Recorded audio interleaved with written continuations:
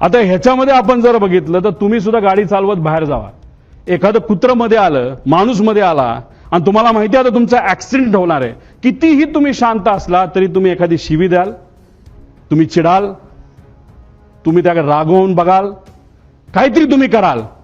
आता याच्यामध्ये आपल्यासारखं म्हणजे सामान्य लोकांसारखं कुणी रिॲक्ट केलं जेव्हा 8:43:55 सेकंदला फील्ड इन साईड जेव्हा पाठक मॅडम त्या ठिकाणी बोलल्या, तेव्हा तिथं 8:44:13 म्हणजे जेव्हा ते टिल्ट झालं तेव्हा मॅडम म्हणाल्या होत्या ओ शिट ओ शिट. हे त्यांचं रिॲक्शन आहे, हे त्या मॅडमचं रिॲक्शन आहे, को पायलटचं रिॲक्शन आहे.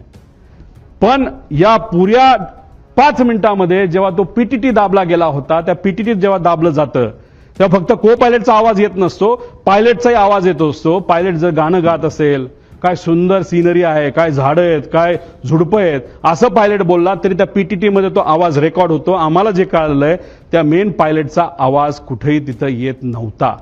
मग पायलट झोपला होता का डोज ऑफ झाला होता का वेगळंच काहीतरी झालं होतं का मुद्दामून त्याच्या मनामध्ये एक निश्चय त्याचा होता की आता आपल्याला हे विमान काही झालं तरी जमिनीवर त्या ठिकाणी घेऊन जायचं आणि ऍक्सिडेंटच घडवायचा, असे अनेक प्रश्न निर्माण होतात. त्यामुळे ब्लॅक बॉक्समधून माहिती आणणं हे महत्वाचं आहे. ही नॅचरल रिॲक्शन होती, ओ शिट ओ शिट. तिथं मेडे मेडे बोलावं लागतं, पण मेडे मेडे बोलण्याची सुद्धा मानसिकता त्या मॅडमची नव्हती. का?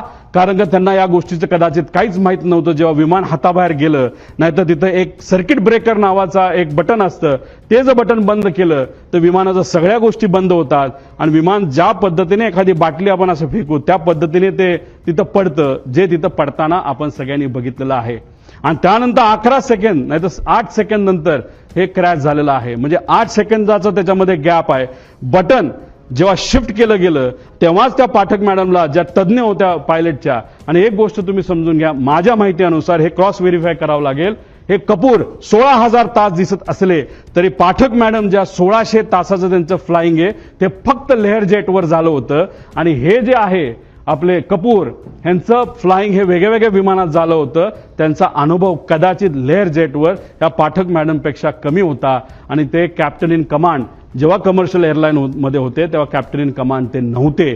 नजीकच्याच काळामध्ये कॅप्टन इन कमांड ते झाले होते, असं कुठंतरी शंका, नाही तर काही प्रमाणात काही लोकांकडून माहिती आम्हाला आलेली आहे. त्याची माहिती घेऊन त्या डिटेलमध्ये जाणं हे अतिशय महत्वाचं आहे.